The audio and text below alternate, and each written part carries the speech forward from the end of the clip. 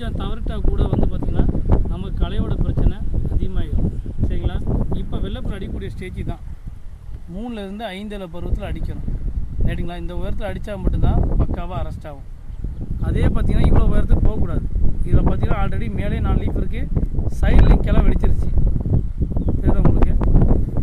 சைட்லேயே பார்த்திங்கன்னா கிளை வந்து வெடிச்சிருச்சு. இந்த சைடில் கிளை வெடித்த அப்புறம் 100% மருந்து அடிக்கக்கூடாது வெள்ளைப்புல்லுக்கு மாவலாட்டு. ஏன்னா இதில் மருந்து பட்டுச்சு அப்படின்னா இதுதான் சாகும். மறுபடியும் இந்த தூர் வந்து துருக்க ஆரம்பிக்கும். ஏன்னா எந்த ஒரு களைக்குள்ளையும் வேரெல்லாம் போய் அழிக்காது. அப்படியே பட்டாலும் இந்த வேறு அழுகணும் அப்படின்னா தண்ணியை வந்து ப்ராப்பராக 10 நாள் 15 நாள் வரைக்கும் தண்ணியை ப்ராப்பராக கட்டணும்.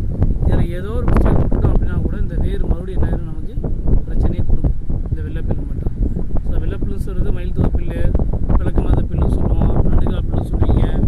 ஓகேங்களா? இந்த மாதிரி ஒவ்வொரு ஊருக்கும் ஒவ்வொரு பேர் இருக்குது. சரிங்களா? இந்த புல்லை தயவு செய்து எல்லோரும் வயலையும் கரெக்டாக பார்த்து